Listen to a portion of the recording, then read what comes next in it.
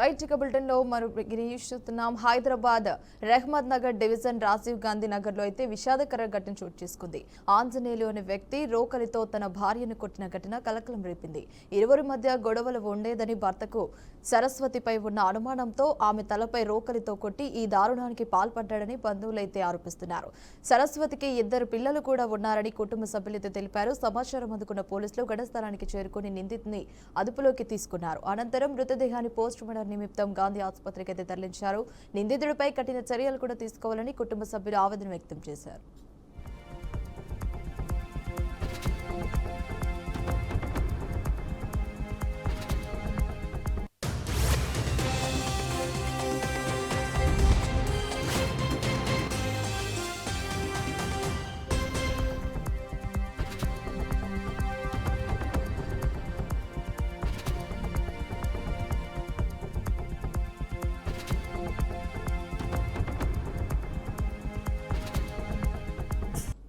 ఆంధ్రప్రదేశ్ ప్రభుత్వం ధాన్యం రైతులకు మరో శుభవార్తను తెలిపింది. ధాన్యం కొనుగోలు చేసిన రోజే సాయంత్రానికి రైతుల ఖాతాల్లో నగదు జమ చేసేందుకు చర్యలు తీసుకుంటున్నామని మంత్రి నాదెండ్ల మనోహర్ తెలిపారు. ఇక ఈ మేరకు అధికారులకు ఆదేశాలు జారీ చేసినట్లు ఆయన వివరించారు.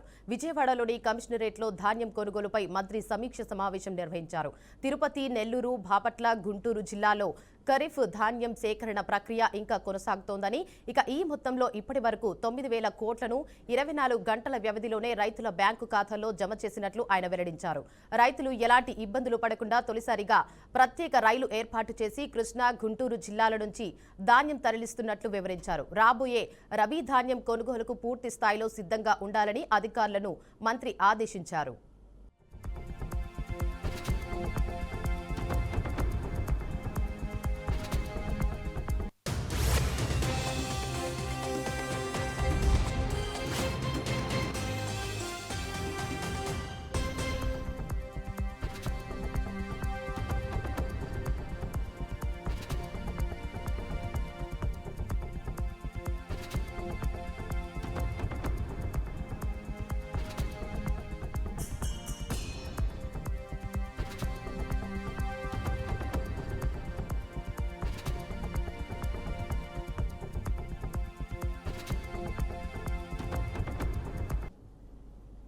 రైట్ ఇక బులెటిన్లో మరో బ్రేకింగ్ న్యూస్ చూస్తున్నాం. శబరిమల బంగారం చోరీ కేసులో కీలక పరిణామం చోటు చేసుకుంది. ఈ కేసుకు సంబంధించి 3 రాష్ట్రాల్లో ఏకకాలంలో ఎన్ఫోర్స్మెంట్ డైరెక్టరేట్ అధికారులు సోదాలు నిర్వహించారు. కేరళ, కర్ణాటక, తమిళనాడు రాష్ట్రాల్లో మొత్తం 21 ప్రాంతాల్లో దాడులు చేపట్టినట్టు ఈడీ వెల్లడించింది. మనీ లాండరింగ్ నిరోధక చట్టం కింద ఈ సోదాలు అయితే జరుగుతున్నాయని అధికారులు తెలిపారు. ఈ కేసులో ప్రధాన నిందితుడిగా ఉన్న ఉన్ని కృష్ణన్ పొట్టి, అలాగే ట్రావెల్ కోర్ దేవస్వం బోర్డు అయితే మాజీ అధ్యక్షులు పద్మకుమార్కు సంబంధించిన ప్రదేశాలను కూడా ఫెడరల్ దర్యాప్తు సంస్థలు తనిఖీ చేసినట్టు సమాచారం. రాజకీయంగా అత్యంత సున్నితమైన ఈ కేసునైతే కేరళ హైకోర్టు పర్యవేక్షణలో రాష్ట్ర ప్రత్యేక దర్యాప్తు బృందం దర్యాప్తు చేస్తుంది. అయ్యప్ప ఆలయంలోని వివిధ కళాఖండాల నుంచి బంగారాన్ని సేకరించి దుర్వినియోగం చేయడానికి నేరపూరిత కుట్ర పన్నినట్లు అధికారులు దుష్ప్రవర్తన, పరిపాలన లోపాలతో పాటు వరుస అవకతవకలు చోటు చేసుకున్నట్లయితే అభియోగాలు నమోదయ్యాయి.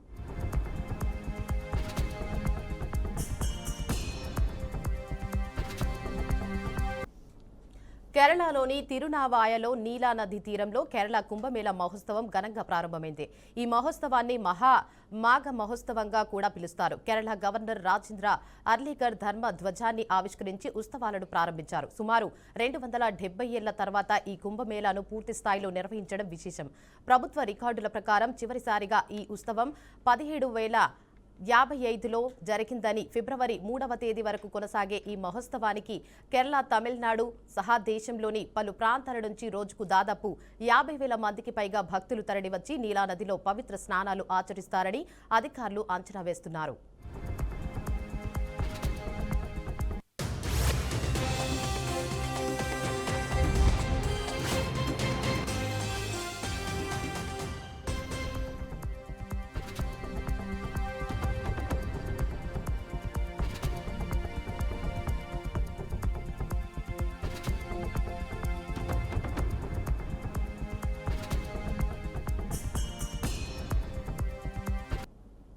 కాశీ పండితుల ఆధ్వర్యంలో ప్రతిరోజు సాయంత్రం నీలాహారతి నిర్వహించనున్నారు.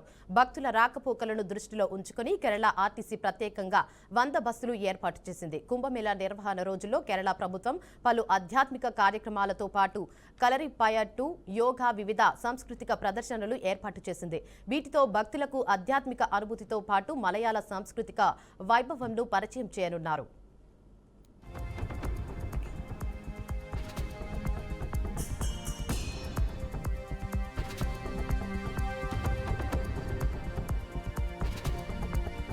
కడప జిల్లా రాజంపేట పట్టణంలోని చక్రాల మడుగు బ్రిడ్జి వద్ద జరిగిన రోడ్డు ప్రమాదంలో చిన్నెలు గారి పల్లికి చెందిన నానమ్మ గారి పెంచల్ రెడ్డి దుర్మరణమైతే చెందారు.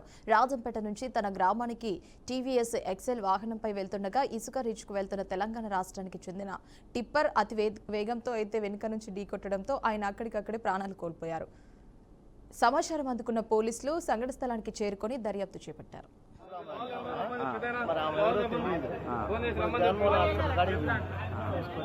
ఎట్టబోతున్నా నీ బండిలో వెనక వెళ్తున్నాడా? ఆయన వెనకలు ఉన్నాడా? వాళ్ళు ఎవరో తెలియదు.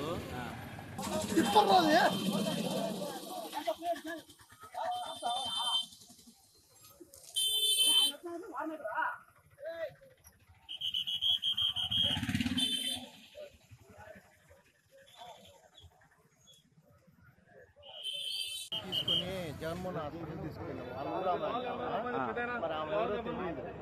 జగన్మోహన్ హాస్పిటల్ కాడికి తీసుకుని ఎట్టబోతున్నా నీ బండిలో వెనక వెళ్తున్నాడా? ఆయన వెనకలు ఉన్నాడా? వెనక ఈయన ఎక్కాడు.